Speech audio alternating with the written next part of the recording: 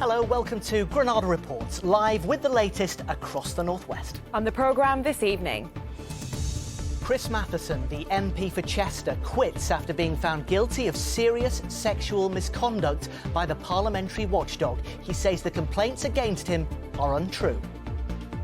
Quite shocked, actually. Yes. Do you think he should have resigned? Oh, yes, definitely. are we ready for a second serving of Boris Johnson?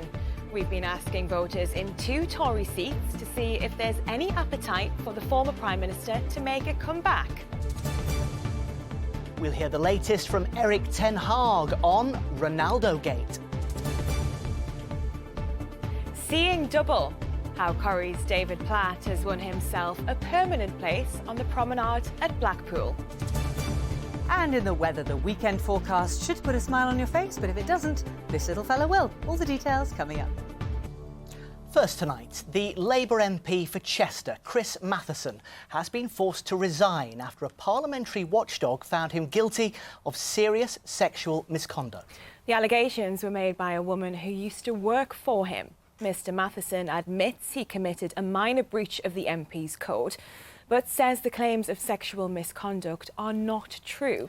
Our correspondent Rob Smith joins us. Rob, what has happened here? So what happened were unwanted and unwelcome sexual advances, according to the Parliamentary Commissioner for Standards, advances made by Chris Matheson towards that former staff member. The report says the MP invited her on a trip abroad that was, quote, sexually motivated. It put her under pressure.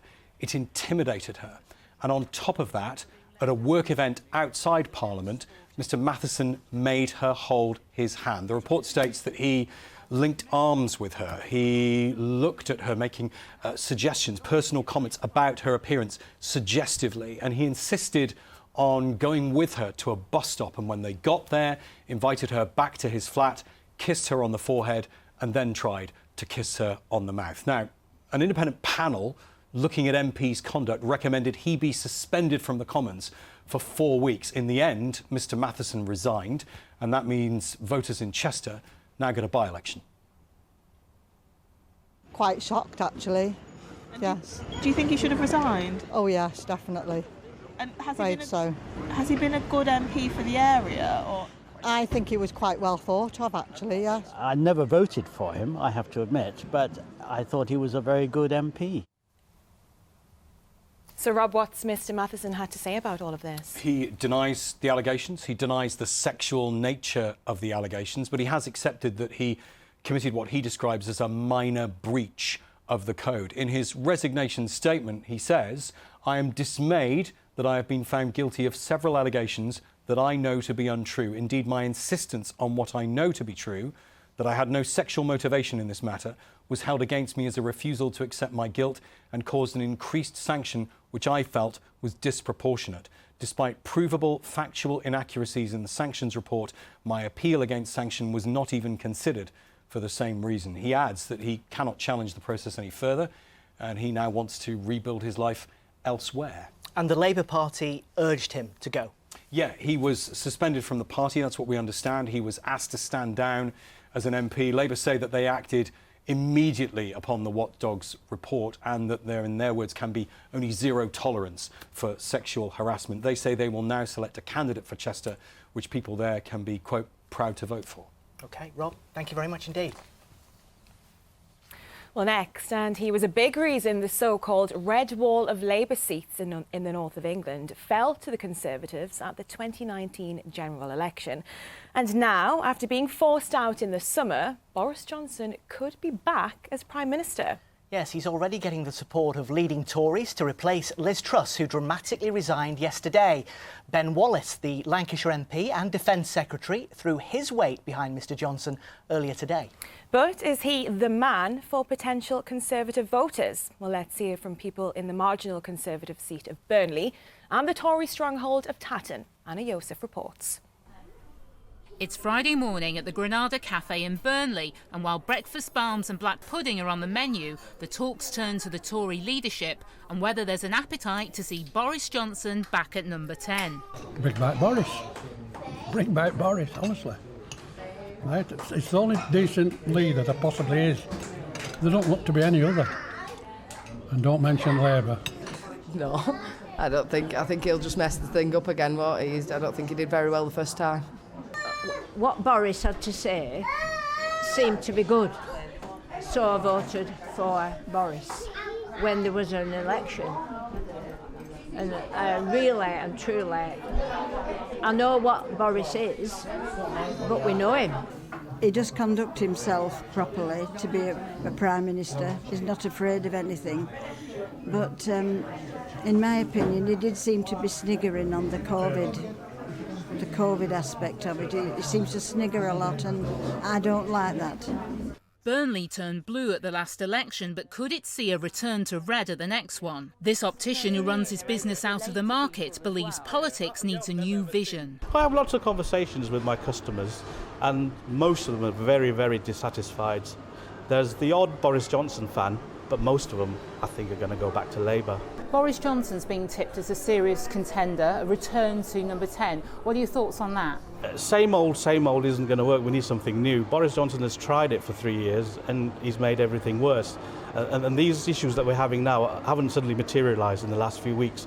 They started under Boris Johnson and just came to a head under Liz Truss. While this caterer believes when the chips are down, Boris Johnson's the man. He's done more for us than anyone else has so far. I mean, yeah, he's a bit of an idiot, but I'm the old bean.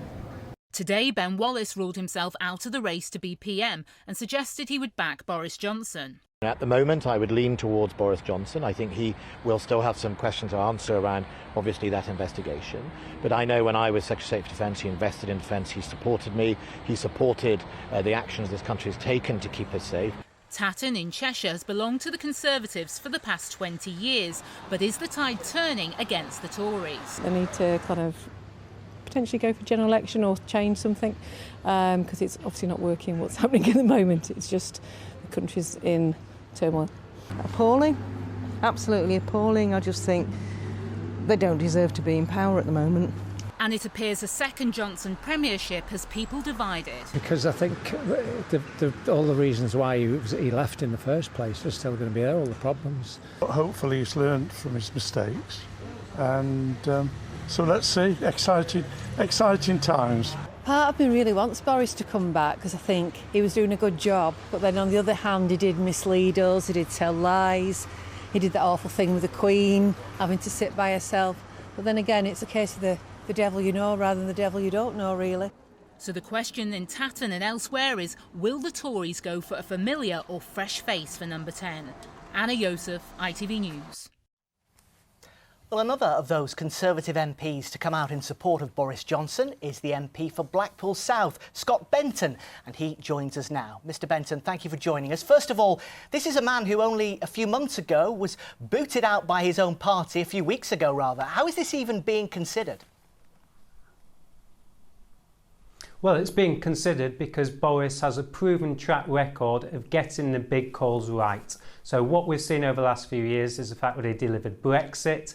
We had the fastest vaccine rollout of any single major developed nation in the world. He gave brilliant support to businesses and people through schemes such as furlough during the COVID pandemic, and is a strong leader. People in the parliamentary party in the wider country recognise his qualities. I've been knocking on doors this afternoon, and 80% of the Conservative voters I was speaking to said, for goodness sake, bring back Boris. So the message is loud and clear. His support in the parliamentary party is there as well. These are difficult times for the nation ahead, with rising inflation and concerns regarding the economy and the cost of living crisis. Boris has the experience and the strong leadership we need to get us through these troubled times. OK, but what do you say to all those people who were so offended by those lockdown parties at Downing Street while they were obeying the rules? Are we all just meant to forget that now? Look, people have various different opinions on Boris Johnson, good or bad. He's a rock star politician. He ignites passions in people like almost no political figure in the country. Mistakes were made during his time in Number 10. You've mentioned Partygate. He's apologised for what happened in full, but the people I've been speaking to over the last week want to look forwards, not backwards. They don't want to look at what happened during Corona. They're more interested in, okay, well, my energy bills are rising. Who's going to help me with that? Who's going to help me get a GP appointment and good local job opportunities in my area? And the feedback I've been receiving is the fact that Boris is best placed to face those challenges we now face as a country, and that's why he has my 100% support. Might it be that you support him not in the country's best interest, but because he's your best chance of winning the next general election and helping certain Conservative MPs like yourself keep your seat? No, I don't think that's the case at all. Look, people are facing huge challenges at the moment. I'm very conscious that all Conservative colleagues have to make a decision here in the best interest of not just the country, but our local constituencies as well. That's foremost in my mind at the moment.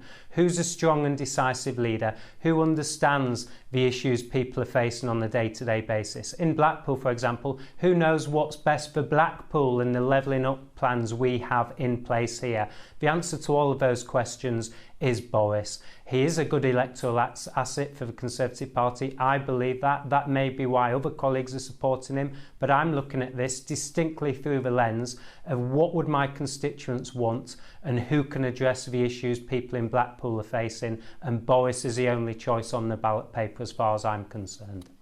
Scott Benton, MP for Blackpool South, thanks very much for joining us. Well, next, a man's pleaded not guilty to murdering the cousin of the heavyweight boxing champion Tyson Fury. Rico Burton was stabbed outside of a bar in Altrincham in August. Liam O'Prey, who's 21, appeared at Manchester Crown Court. He also denied the wounding with intent of a 17-year-old boy who was critically injured during the incident.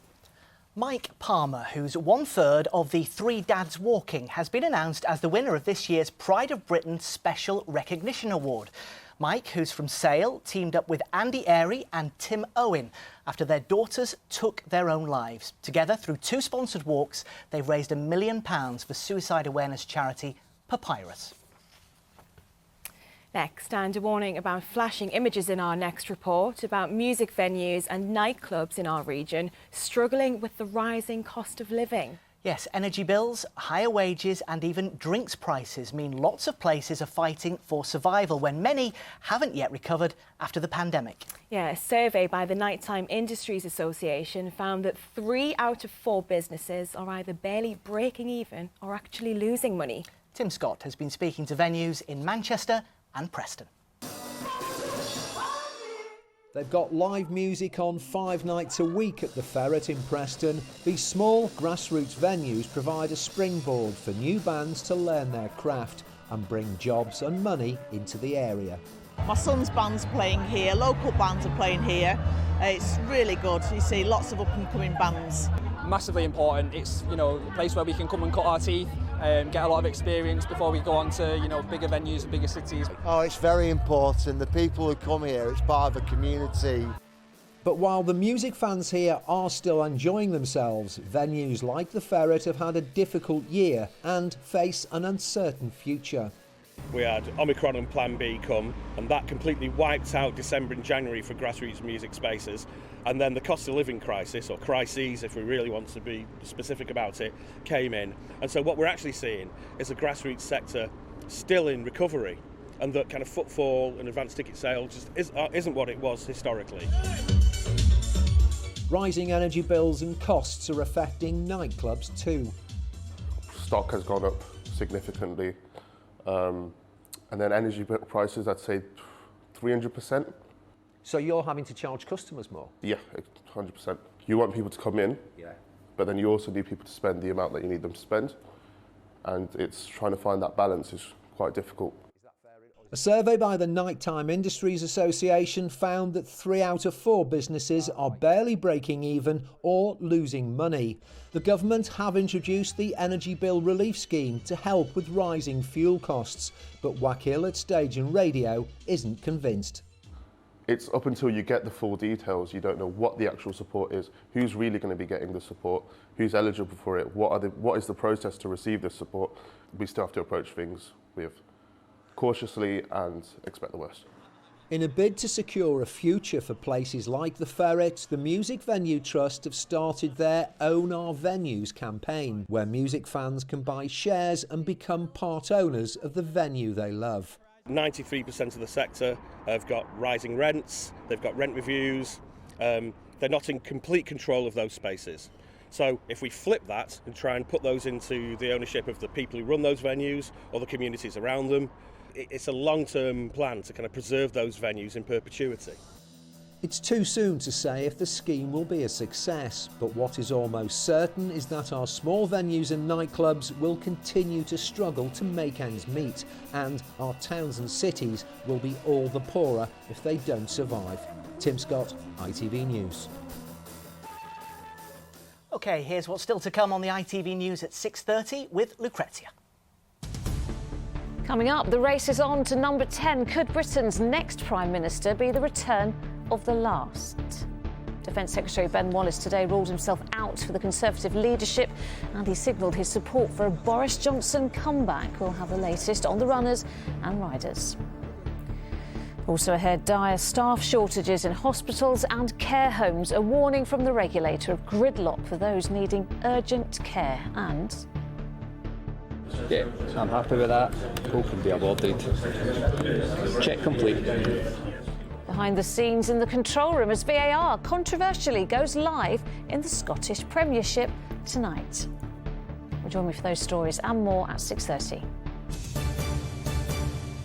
On to sport now, and Manchester United's boss has been laying the law down for Cristiano Ronaldo, Chris. Yeah, Erik ten Hag says there must be consequences. The Manchester United manager has today confirmed Cristiano Ronaldo refused to come on as a substitute against Tottenham on Wednesday night. Ronaldo walked down the tunnel before the end of United's 2-0 Premier League victory before quickly leaving Old Trafford.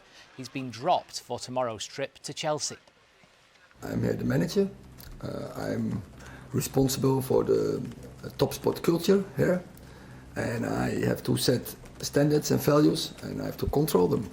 And we are in a team, and in a team we have standards, we have values, and I have to control it. We miss him tomorrow, and that is a miss for us, for the squad. It's a miss, but I think it's important for the attitude, for the mentality from the group. In other football news, Manchester City boss Pep Guardiola has apologised for the behaviour of some Manchester City fans during last week's game at Anfield. Chants were heard to reference the Hillsborough and Heysel tragedies during the defeat to Liverpool, who later expressed their disappointment at both the chants and graffiti. I didn't hear the chant. If it's happened, I'm so sorry. It does not represent what we are as a team, as a club, if this happened. So, but don't worry, we can behave perfectly our mistakes without a problem. Well, meanwhile, Liverpool boss Jurgen Klopp says Steven Gerrard will bounce back from his sacking at Aston Villa. The former Anfield captain lost his job after a 3-0 defeat to Fulham last night. Klopp spoke to Gerrard this morning and is confident he'll be back in a dugout soon. Yeah, he will be back 100%, and but now I hope actually that he takes a bit of time as well for him, because since he finished his career he's pretty much working all the time, if I'm right, so maybe use it now a little bit for himself to recharge. Well, next to a Greater Manchester derby in League Two. Ahead of their clash with Stockport, Salford City players have been busy recruiting new fans. The club's charity, Foundation 92, has been laying on free football sessions to get local kids active, as well as giving away free tickets. This session in Albert Park even had a guest appearance from two of Salford's star players. They've done like some matches with us, as you can see over there. they've took time out of their day to be with us and spend truly precious time with us. We don't realise as players how pivotal we can be in the lives of these young kids. If it was my son, having the opportunity to you know, get out and play with a professional player, and if that makes him interested in the game and being active and playing in sport, then it's fantastic for him. Does it inspire you a bit when you get to see them? Yeah, a lot, because I know that a professional footballer who I want to be one day is there. Last year we had like 7,000 kids coming to the sessions like this. We ended up giving out 2,000 tickets, and obviously it's always nice to go back to a game at home and seeing some of the faces, recognising the kids. Oh, what did you guys think of them when they were playing? Yeah, your foot they were good, but yeah. Not as good as you guys? Nah. I'm better. I tackled the ball off one of them. Yeah. I'm way better. While Salford are in the League Two playoff spots, their opponents, Stockport, admit that 16th in the table after the joy of promotion last year is not where they want to be. Got to be positive. Loads of belief in what we've got. Long time to go. And we need to put a run together, and a run that's built over 5 or 6 games, not just 1 or 2, and then another setback. We need to be better than that.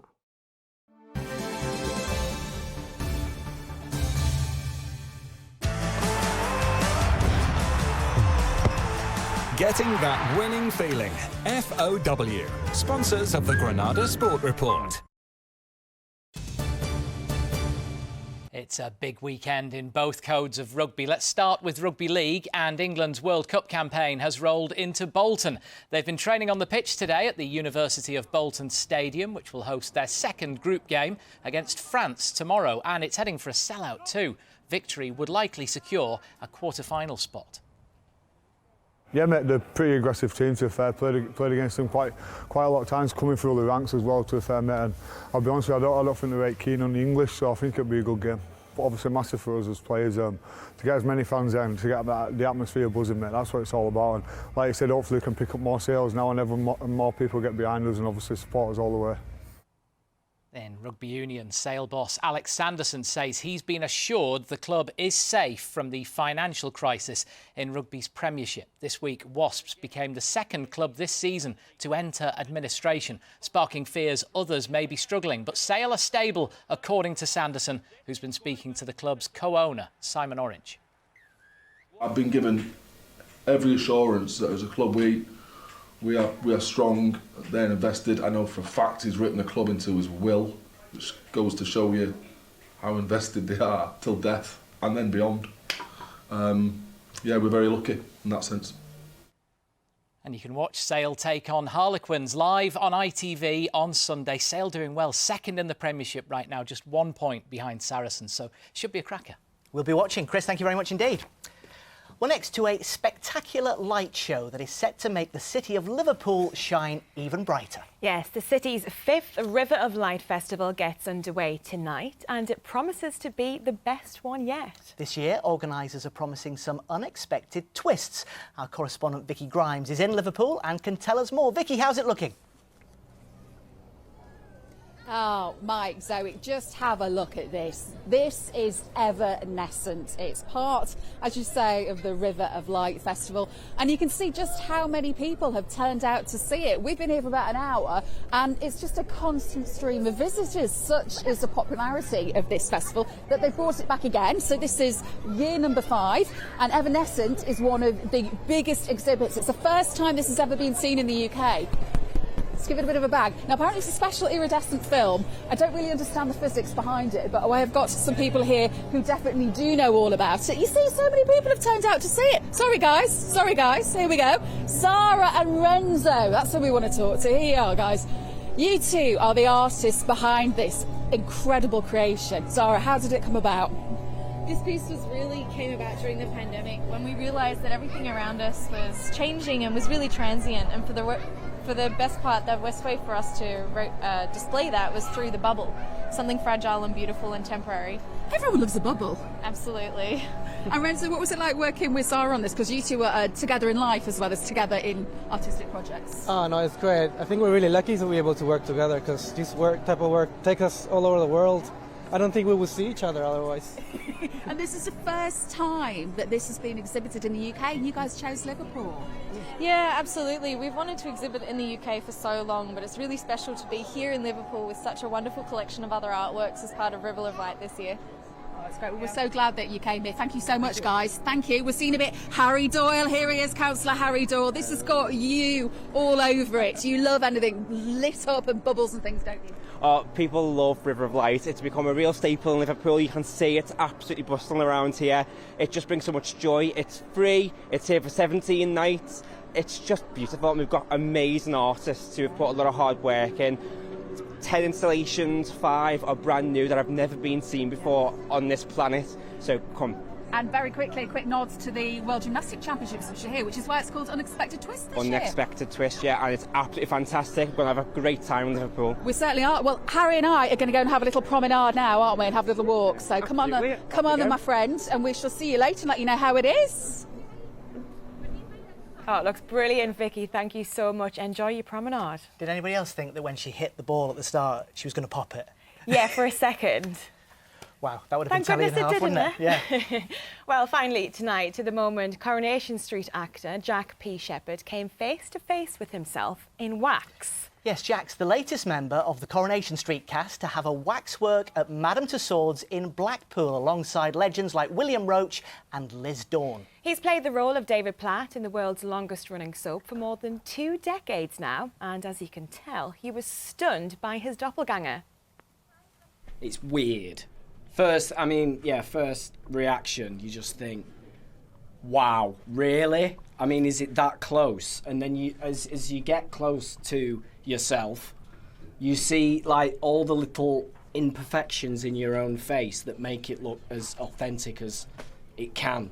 I went to Madame Tussauds in '97 and loved it, and remember thinking, walking around, imagine if I'm ever in it. And yeah, I'm in a Madame Tussauds museum. It's a real honour, it really is, and yeah, I'm blown away. Just imagine 2 David Platts on Coronation Street. That would spell trouble, wouldn't it? That is uncanny, isn't it? It is. It's brilliant, yeah. OK, there is only one Emma, and here she is with the weekend weather. Why do I need a shower? I've been out in the rain. The faster you go, the sooner you'll be out. You'll save water too. United Utilities sponsors ITV Granada weather. Hello there, hope you've had a good day today. Well, it's just exceptionally mild at the moment in spite of any cloud that may be around. In fact, on Saturday night, the minimum temperatures will actually be higher in Manchester than the average daytime temperatures for this time of year, and staying exceptionally mild for the next week or so. We're not expecting any night frosts at all. Over the weekend, some very usable weather both on Saturday and Sunday afternoons, but I think Saturday just has the edge on Sunday, might be the better day of the two. And tonight, it's the peak viewing for Orionid meteors. Tonight, there is a good chance of seeing them. However, tomorrow after dark, maybe marginally more chance of viewing a few more of them. Just taking a look at the detail then, low pressure is still anchored close by and spinning these showers up over the next few days. Of course, start of half term for many of us, and if you are on half term, then the showers will never be too far away over the next week or so. However, it's not going to be a complete washout by any means. As we head into the rest of the evening, the focus is on the showers, some of them heavy, some with thunder, a bit of hail as well, but all very localised, and then a little bit breezy. But later on, we're expecting things to clear up, as you can see from the south there, and temperatures still exceptionally mild, maybe 1 or 2 isolated mist and fog patches. Sun's up tomorrow at 7:51 and sets at 5:59, and we are expecting it to be a fine day, especially compared to today, with more in the way of sunshine and actually feeling mild in that sunshine as well. Possibly an odd shower passing through the Irish Sea, and breezy in the morning, but later on the winds easing down a bit. Still those mild temperatures continue. And then for Sunday, there could be a wet start to the day, but some sunny spells later. Maybe a bit breezier on Monday, sunny spells and showers, a brief ridge of high pressure settling in for Tuesday. That's it. Bye-bye. United Utilities sponsors ITV Granada weather. And that's it for Granada Reports for another week. And what a week it's been. Yeah, just a bit. Stay with us for the ITV National News for lots more on the race to become the next Prime Minister. We'll leave you with a last shot of that amazing light show in Liverpool. Thanks for watching. Good night. Bye-bye. Bye-bye.